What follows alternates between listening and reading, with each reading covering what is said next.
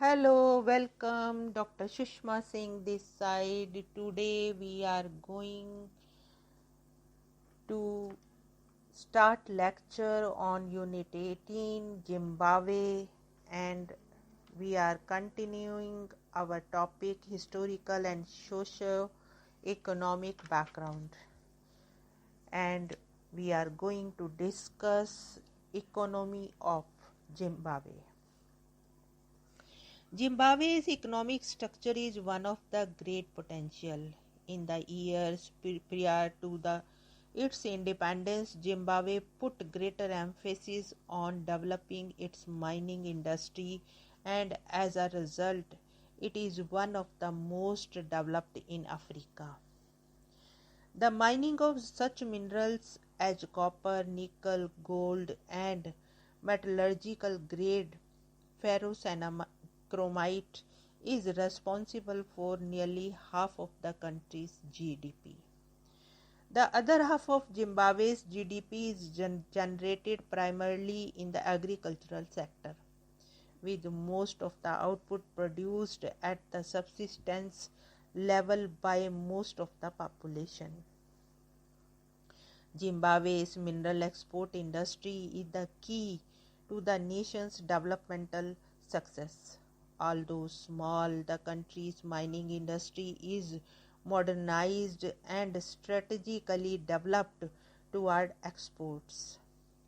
Many paved roads link mines and other industries that complement mining, such as the heavy machinery.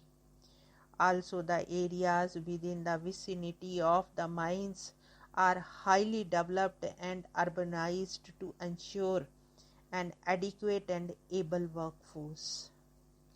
Finally, Zimbabwe participates in non-aligned trade for non-strategic products such as textiles. This greatly reduces the country's chance of becoming dependent on a trade partner. Now let us move to the next topic, that is Southern African regional perspective. In the past decade, only two developing regions, East and South Asia, achieved per capita income growth of about 2%. Per capita income growth was less than 1% in Latin America and negative in all other developing country regions. Sub-Saharan Africa was the worst performing region, with per capita income declining by nearly 3% annually.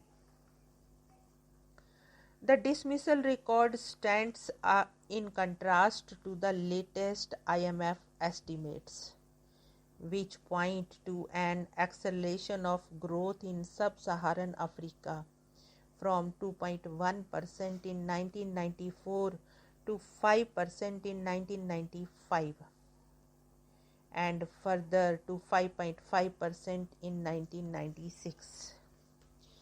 Assuming that these projections are accurate, sub-Saharan growth is now well above that of the world economy and only marginally behind the average for developing economies as a whole.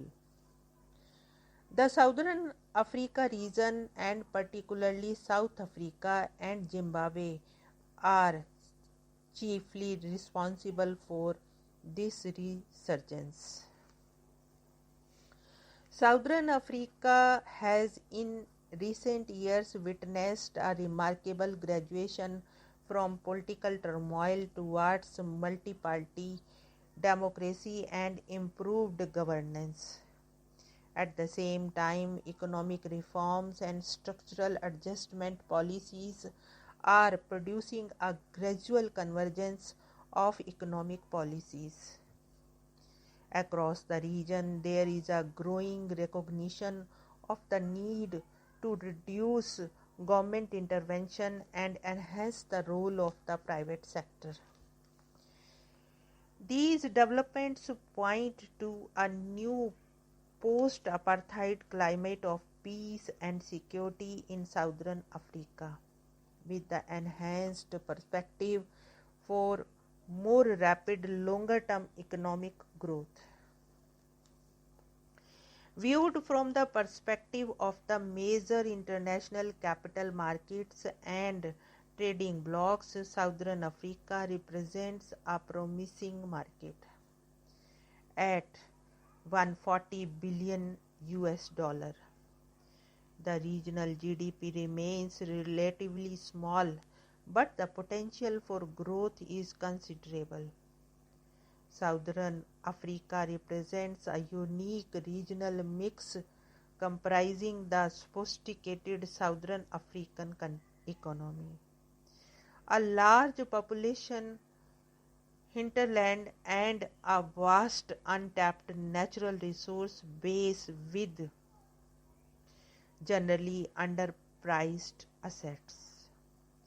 This potential has not gone unnoticed, and a substantial turnaround in net foreign direct investment flows to the region has already been recorded. Since 1994, both South Africa and Zimbabwe have recorded much larger net inflows of foreign direct investment than expected. The basic data describing the Southern African economy bears comparison with those of other large and emerging economies around the world. The 11 core economies of the region represent a population that is already half as large as that of the United States and will probably equal that of the United States within 30 years. Its gross domestic product exceeds that of Indonesia and is about two-thirds as large as India. Including South Africa, the region's per capita GNP is considerably higher than the East Asia and Pacific average. While if South Africa is excluded, the GNP per capita is slightly below that of India. Notwithstanding the fact that the incomes are at least as uneven as anywhere else in the world, there is a sizable middle class defined as household income about $2,484 US in South Africa.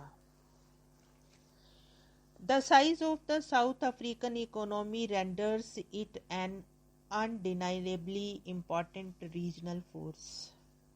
Although its population represents only 40% of the Southern Africa, its gross domestic product accounts for about 75% of the subcontinent's total production. Up to now, there have been political barriers to the South Africa's integration into the region, but these are being dismantled. South Africa's democratic transition has elicited a lifting of trade and financial sanctions. Corresponding to this, improved access to the international markets has seen a re-evaluation of the economic strategy within South Africa. The new government is likely to continue the shift from inward-looking policies determined to use trade as an engine of growth. Here we want to close this lecture. Thanks for listening.